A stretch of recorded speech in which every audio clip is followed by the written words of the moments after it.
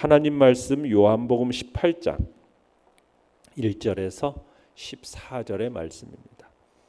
요한복음 18장 1절에서 14절의 말씀입니다. 요한복음 18장 1절에서 14절의 말씀 우리 한 목소리로 같이 읽도록 하겠습니다. 시작. 예수께서 이 말씀을 하시고 제자들과 함께 기드론 시내 건너편으로 나가시니 그곳에 동산이 있는데 제자들과 함께 들어가시니라. 그곳은 가끔 예수께서 제자들과 모이시는 곳이므로 예수를 파는 유다도 그곳을 알더라. 유다가 군대의 대제사장들과 바리새인들에게서 얻은 아랫사람들을 데리고 등과 횃불과 무기를 가지고 그리로 오는지라. 예수께서 그 당할 일을 다 아시고 나아가 이르시되 너희가 누구를 찾느냐 대답하되 나사렛 예수라 하거늘 이르시되 내가 그니라 하시니라. 그를 파는 유다도 그들과 함께 섰더라. 예수께서 그들에게 내가 그니라 하실 때에 그들이 물러가서 땅에 엎드러지는지라. 이에 다시 누구를 찾느냐고 물으신데 그들이 말하되 나사렛 예수라 하거늘 예수께서 대답하시되 너희에게 내가 그니라 하였으니 나를 찾거든 이 사람들이 가는 것을 용납하라 하시니 이는 아버지께서 내게 주신 자 중에서 하나도 잃지 아니하였사옵나이다 하신 말씀을 응하게 하려 함이로라. 이에 시몬 베드로가 칼을 가졌는데 그것을 베어 대제사장의 종을 쳐서 오른편 귀를 베어버리니 그 종의 이름은 말고라. 예수께서 베드로더러 이르시되 칼을 칼집에 꽂으라. 아버지께서 주신 잔을 내가 마시지 아니하겠느냐 하시니라. 이에 군대와 천부장과 유대인의 아랫사람들이 예수를 잡아 결박하여 먼저 안나스에게로 끌고 가니 안나스는 그 해의 대제사장인 가야바의 장인이라. 가야바는 유대인들에게 한 사람이 백성을 위하여 죽는 것이 유익하다고 권고하던 자라라. 아멘. 오늘 말씀의 제목은 예수께서 잡히심이라는 제목으로 말씀을 나눕니다. 이제 18장은 예수님의 체포와 순환이 이제 숨막히게 진행되는 바로 그날 곧 성금요일에 새벽과 아침 중에 있었던 일이 기록되어진 게 18장의 이야기입니다. 예수님께서 가룟 유다의 배신으로 말미암아 마침내 이제 체포되어서 안나스의 예비 신문을 거쳐서 다시 빌라도에게서 1차 신문을 받으시는 장면이 18장의 이야기입니다. 특별히 오늘 본문은 예수님께서 가룟 유다의 배신으로 말미암아 겟세마네 동산에서 마침내 유대인들과 로마 군병들에 의해서 체포되십니다. 1절을 보시면은 예수님께서 마지막 만찬을 드신 후에 제자들과 함께 이제 기드론 시내 건너편으로 동산으로 들어가셨다 이렇게 되어 있죠. 이 동산은 어떤 동산이겠습니까? 겟세마네 동산입니다. 이곳은 예루살렘에서 그리 멀지 않은 곳에 있었고 예수님께서 전에도 제자들과 함께 종종 이곳에 들러서 기도하셨던 장소입니다. 예수님께서 제자들과 함께 가신 이 겟세마네 동산도 누구가 알고 있었겠어요? 그를 팔아넘긴 배신자 가룟 유다도 알고 있는 장소였습니다. 왜냐하면 가룟 유다가 예수님과 3년여 동안을 따라다니지 않았습니까? 그분이 모든 것을 관찰했던 사람이잖아요. 그래서 이제 가룟 유다가 예수님께서 마지막 만찬을 끝내고 가실 만한 장소 어렵지 않게 생각해낼 수 있었던 겁니다. 3절을 보시면은 이제 가룟 유다가 예수님을 체포하기 위해서 등과 횃불과 무기를 가지고 사람들을 동원하여 왔다라고 되어 있습니다. 이 당시 동원된 군대의 수요가 적지 않았던 것으로 보입니다. 왜냐하면 우리가 12절에 가보시면은 이에 군대와 천부장과 하면서 천부장이라는 사람도 이곳에 함께 있었음을 보여주는 걸 보면은 여기에 동원된 군사의 수가 200에서 약 600명가량 되는 것으로 보는 겁니다. 그러니까 왜 그랬을까? 유대인의 명절인 유월절을 맞이해서 각처에서 수많은 사람들이 예루살렘에 모여들었습니다. 그러면 그들 가운데는 예수님에 대해서 호의적인 사람들도 적지 않았을 것이거든요. 그러니까 유대 종교 지도자들이 예수님을 체포하는 과정에서 혹시 발생될 수 있는 어떤 소요에 대비코자 정규 로마 군대까지 지금 동원해 가지고 지금 예수님을 잡으려고 찾아온 것입니다. 자, 내용 가치란 문제 1번입니다. 네로라 하는 말씀은 모세를 부르신 여호와의 말씀과 같은 것입니다. 예수님께서 체포대에게 말씀하셨을 때 그들은 어떤 반응을 보입니까? 자, 4절에서 6절을 우리 다시 한번 읽어보겠습니다. 시작. 예수께서 그 당할 일을 다 아시고 나아가 이르시되 너희가 누구를 찾느냐 대답하되 나사렛 예수라 하거늘 이르시되 내가 그니라 하시니라. 그를 파는 유다도 그들과 함께 섰더라. 예수께서 그들에게 내가 그니라 하실 때 그들이 물러가서 땅에 엎드러지는지라. 자, 예수님께서는 자신을 향해서 다가오고 있는 위기를 이미 다 알고 계셨습니다. 그는 이제 조금만 있으면은 당신이 십자가에 죽으시라는 사실도 우리 예수님은 알고 계셨어요. 자, 그런데도 불구하고 예수님께서는 자기를 잡고자 온 사람들 향해서 서슴없이 나가십니다. 예수님께서 자기를 찾는 그 군병들과 말씀할 때 가룟 유다도 함께 있었다라고 그들 중에 서 있었다라고 얘기하고 있습니다. 자, 그러면서 자신을 찾는 무리들을 향해서 예수님께서 뭐라고 답변을 하십니까? 내가 그니라 이렇게 말씀해요. 내가 그니라. 이 내가 그니라는 말은 헬라어로는 에고 에이미란 뜻인데요. 이게 이제 구약 성경에서 이 에고 에이미라는 말이 언제 쓰였느냐? 우리가 위에서 출애굽기 3장 14절에서 보듯이 하나님께서 자신의 이름을 묻는 모세를 향해서 말씀을 하세요. 나는 스스로 있는 자다. 이렇게 모세를 향해서 표현을 하시죠. 그러니까는 예수님께서 하나님께 자신을 하나님 이스라엘 백성들에게 계시하실 때 사용하셨던 그 방식으로 자신이 바로 하나님으로부터 보냄을 받은 메시아라는 사실을 직접적으로 지금 드러내시는 말씀인 겁니다. 자, 이렇게 나는 나다. 에고 에미 딱 이렇게 얘기를 하니까 예수님께서 군병들에게 당신들이 찾고 있는 사람이 바로 나다라고 딱 말씀을 하시니까 이 무리들이 이상한 반응을 보이죠. 어떤 반응을 보이고 있습니까? 6절에 보면은 그들은 모두가 약속이나 한 것처럼 뒤로 물러가서 땅에 엎드립니다. 무장을 한 수많은 군인들이 지금 아무 무장도 하지 않은 예수님, 그것도 죄인으로 수배되어 있는 체포되어야 할 그 예수님이 앞에 이렇게 버젓이 있는데 갑자기 내가 그니라 하니까는 이 사람들이 다 뒤로 물러가면서 엎드러지는 겁니다. 참 납득하기 어려운 일이죠. 그런데 예수님의 본질을 생각할 때, 우리가 예수님의 본질을 생각할 때 이 군병들이 예수님 앞에서 이 취한 행동이 충분히 이해가 되는 겁니다. 외모로만 보면은 예수님은 그저 갈릴리 나사렛이라는 한 촌동네에서 나고 자라는 가난한 목수의 아들로 보이고 학문적인 배경도 없는 그저 평범한 유대인에 지나지 않습니다. 그러나 예수님은 누구이십니까? 근본 하나님의 아들이시고 하나님과 하나이신 경외의 대상이란 말입니다. 그러니까 예수님을 잡으러 온 사람들이 그분에게서 느껴지는 신적인 권위 그리고 위험 어린 목소리, 그 목소리에 놀라서 맨 앞대열에 있던 사람들이 무의식 중에 이제 뒷걸음질 치면서 딱 엎어지니까 모든 사람들이 다 연이어서 넘어지는 그런 현상이 나타나게 된 것입니다. 자, 내용 관찰 문제 2번입니다.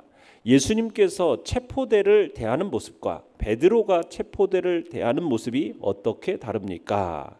자, 먼저 7절 8절을 읽어보겠습니다. 7절 8절 시작. 이에 다시 누구를 찾느냐고 물으신데 그들이 말하되 나사렛 예수라 하거늘 예수께서 대답하시되 너희에게 내가 그니라 하였으니 나를 찾거든 이 사람들이 가는 것을 용납하라 하시니. 자, 예수님은 무리들로 하여금 그들이 잡아가야 할 대상이 예수 한 사람이라는 점을 분명하게 인식하게 하는 겁니다. 그러면서 다른 11제자까지 잡혀가지 않도록 하기 위해서 예수님께서 똑같은 질문을 하시는 거예요. 누구를 찾느냐? 그러니까 지금 잡으러 온 사람들로 하여금 어떤 혼란이 발생되는 것을 미연에 방지하기 위해서 예수님 자신만을 잡아가도록 하기 위해서 지금 얘기를 하시는 거예요. 누구를 잡으러 와? 누구를 찾느냐? 바로 자기라는 거죠. 자기 한 사람만 잡아가면 된다는 거죠. 제자들을 보호하시기 위해서. 그러면서 뭐라고 했냐? 이 사람들이 가는 것은 용납하라. 자, 여기서 용납하다라는 것은 어떻게 보면은 우리말로는 어떤 예수님께서 간청이나 부탁을 하는 것처럼 보이는데 이 말은 사실 단호한 명령입니다. 부탁이 아니라 권위에 찬 명령입니다. 하나님의 뜻을 이루기 위해서 지금 자신을 잡으러 온 자들에게 오히려 명령하고 계시는 거죠. 이 사람들이 가는 것을 용납해라. 자, 그런데 10절 11절 다시 읽어보겠습니다. 시작. 이에 시몬 베드로가 칼을 가졌는데 그것을 빼어 대제사장의 종을 쳐서 오른편 귀를 베어버리니 그 종의 이름은 말고라. 예수께서 베드로더러 이르시되 칼을 칼집에 꽂으라. 아버지께서 주신 잔을 내가 마시지 아니하겠느냐 하시니라. 자, 시몬 베드로가 자신이 가지고 있던 검을 빼어 가지고 예수님을 체포하려는 대제사장의 종 말고의 오른편 귀를 베어버립니다.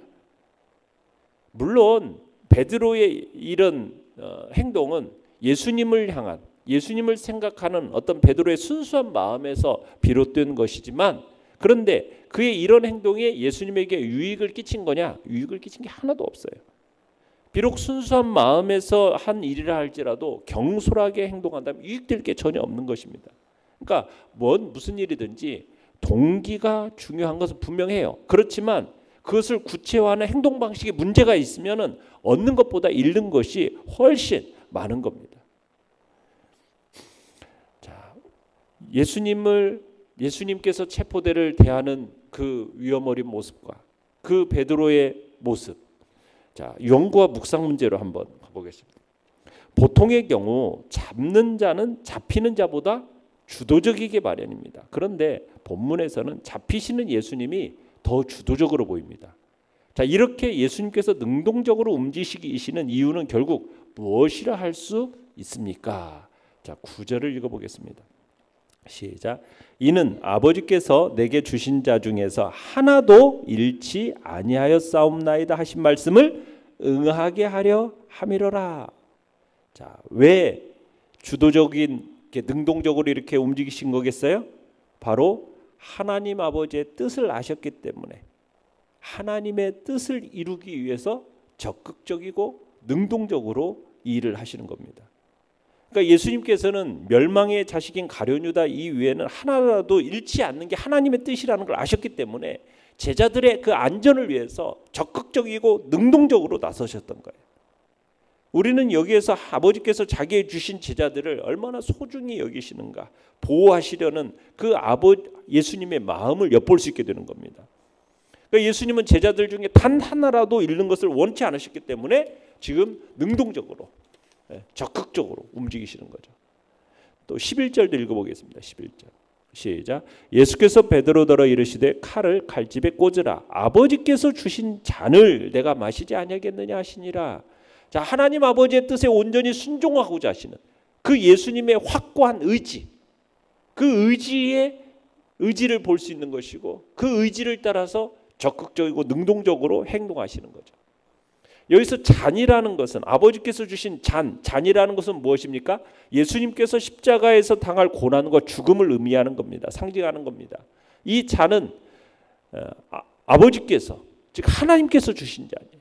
결국 예수님께서 십자가에서 순환당하심은, 이게 십자가에 당하시는 이 순환당하심이 단순히 가룟유다의 배반이라거나 어떤 부패한 종교 지도자들의 모략에 의한 비참한 죽음이 아니라는 거예요. 택한 자들을 구원하시기 위한 하나님의 위대한 구속 계획에 의한 것이라는 거죠.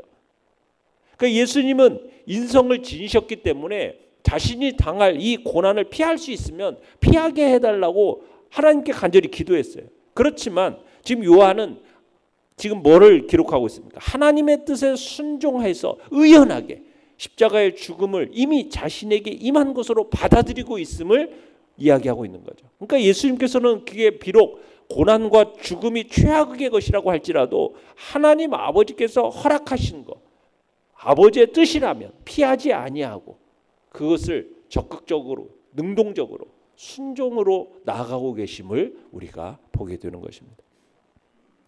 느낀 점 4번입니다. 당신은 하나님의 뜻을 성취하려는데 능동적으로 행하고 있습니까? 아니면 그것을 거부하려고 애쓰고 있습니까?